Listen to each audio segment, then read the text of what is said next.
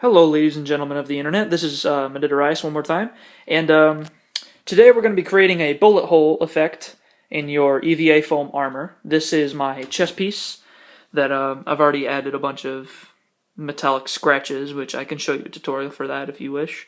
But we're going to be making a bullet hole right about there, and some scratches all over it. So let's get right to it.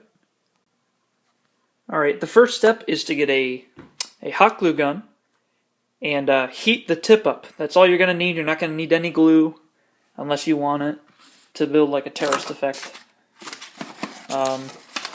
But you're going to want to find a spot on your armor. I picked this spot. I already kind of chose this area. It's going to be on both. Like it's going to corrode, like it's plasma damage.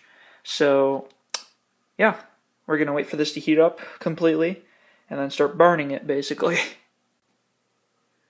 Alrighty, so once your tip is all heated up, you're going to want to take it, put it in your spot, and hold it there for a good amount of time until you get a dent as big as you want your bullet hole to be.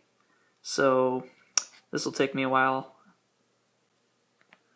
Alright, so I have the start of my bullet hole, and it doesn't need to be much bigger than that, because you're going to actually take a knife and carve out everything that you don't want to make like a star pattern.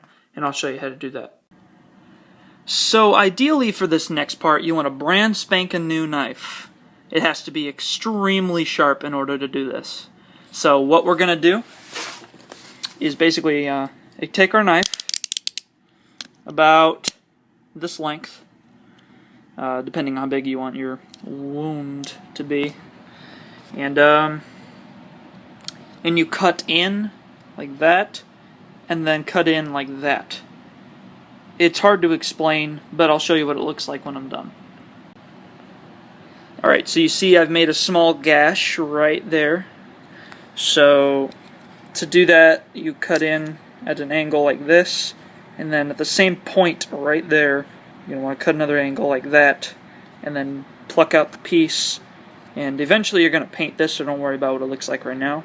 But you want to follow the same line the gash had made across, and then start doing random ones all around, big, small, minuscule. It'll look better with the more you add. Alright, so I've added a few more cuts in there, and right now it looks kind of like a bullet hole, but we're gonna really want to take the tip of it and start gouging stuff out. I mean, yeah, because it's supposed to look gnarly. It's not supposed to look perfect or like a perfect circle or anything, because it's a bullet hole. Nothing ever happens in like a perfect circle. So yeah, just make it look grody and messy. It'll turn out in the end, trust me. Now what you want to do is take some needle nose pliers and start tearing out little, what the hell is that? The little chunks of foam. And yeah. Alright, so once it's a little bit smaller than where you want it to be, you're going to want to take your heat gun, turn it on high, and then hold it to the area until the edges around it are blackened. And eventually you want your piece, that's not it, ugh, if I can find it. Alright, so it's still bubbling, and it was smoking a little bit, but yeah, now it looks burnt and pretty epic in my opinion. So you want to wait for that to dry because you want to keep that. And I don't know, I think it looks pretty nice. I might add a few more burns here and there, but that kind of looks like plasma damage to me. So once you burn it a little bit, you want to take some silver.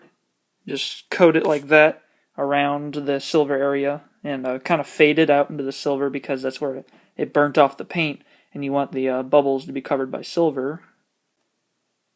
So the next thing you want to do is take a toothbrush or even your finger, dab some black on, and give it a burnt look on the inside and fade it out into the outside, but make it a little smaller than where the silver is. So once you're done, it should look a little something like that. So hopefully that looks good to you guys. I'm thoroughly satisfied with the way it looks. But yeah, if you need any more tutorials on how to do stuff like this, feel free to ask.